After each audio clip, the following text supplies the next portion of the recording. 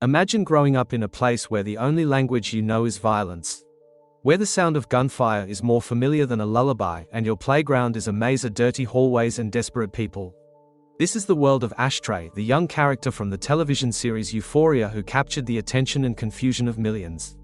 At first glance, he is a child of the drug trade, a silent, menacing presence with a shotgun, seemingly raised by wolves in a chaotic underworld. But look closer, and a more complex question emerges: is Ashtray merely a feral child, a product of his environment, or is he something else entirely, a brilliant, strategic survivor?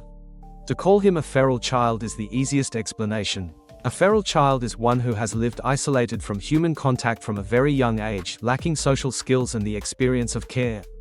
Ashtray, in many ways, fits this mold. He has no formal education. He doesn't go to school, play sports, or have friends his own age. His guardian, Fezco, is more of an older brother who is also trapped in the same life, not a traditional parent providing structure and comfort.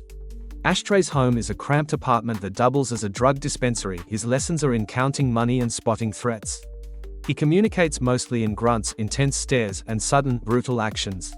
His morality is not the morality of the outside world. It is a simple, survival-based code: protect the family, eliminate the threat. There is no debate, no childhood innocence filtering his decisions. When he perceives danger, his reaction is immediate and extreme, like an animal defending its den. This lack of socialization, this pure, unfiltered instinct, is the hallmark of a child raised outside normal society. His deep, almost pathological loyalty to Fezco is his only tether to something resembling human connection. Fezco is his entire world, his brother, his father, his only source of love. This loyalty, however, is not soft or sentimental. It is ferocious and absolute. For Ashtray, any threat to Fezco is a threat to the universe itself, and it must be destroyed without hesitation. This single-minded focus makes him seem less like a boy and more like a guard dog, a living weapon programmed for one purpose. In this sense, his feral nature is clear. He did not learn empathy or negotiation. He learned that the world is a jungle, and in a jungle, you strike first or you die.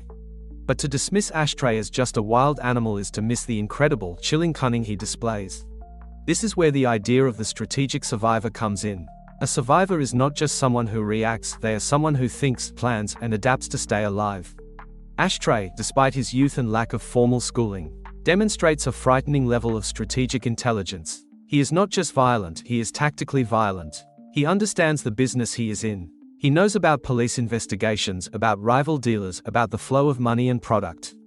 He is observant, often noticing details that others miss. When the dangerous drug lord, Mouse, comes around, Ashtray doesn't just hide or panic. He assesses the threat, positions himself, and waits for an opportunity. His actions, while shocking, are calculated. The most powerful evidence for Ashtray the strategist is his final, tragic act. During a police raid, Fezco is wounded and trying to surrender, to end the violence. Ashtray, locked in the bathroom, hears this. In his mind, surrender is not an option. Surrender means prison, separation from Fezco, or death in a system he does not trust or understand. He knows the police are outside the door. He knows he is outgunned. Yet, he makes a series of rapid, deliberate choices. He flushes the drugs to destroy evidence. He armors himself. And then, he does the unthinkable: he attacks the armed SWAT team. This is not a wild, flailing tantrum. It is a deliberate, last-stand decision. He is choosing a warrior's death on his own terms over a life of captivity or a future without Fezco. He is controlling the only thing he feels he can control, the manner of his end. This is a deeply strategic, albeit horrifying, survival calculation. A purely feral creature might fight in blind rage. Ashtray fights with a purpose. So, which is he? The truth is, Ashtray is a devastating combination of both. He is a feral child in his upbringing and his emotional development. The normal, softening experiences of childhood were stolen from him and replaced with a harsh, criminal curriculum. His emotional range is stunted, narrowed down to loyalty and aggression. Yet, within that narrow scope, his mind works with a fierce and clever logic. His environment did not make him stupid, it made him highly specialized. Like a plant growing in a crack in the concrete, he adapted perfectly to the hostile world he was given, developing the exact traits: suspicion, silence, tactical violence, needed to exist in it. This combination is what makes him so tragic. We see glimpses of the child he could have been. In rare, quiet moments with Fezco, there is a softer boy, one who watches cartoons, who seeks reassurance. But these moments are instantly buried under the harsh demands of his reality. His strategic brain is always on, assessing threats because in his world, a moment of childhood vulnerability could be fatal.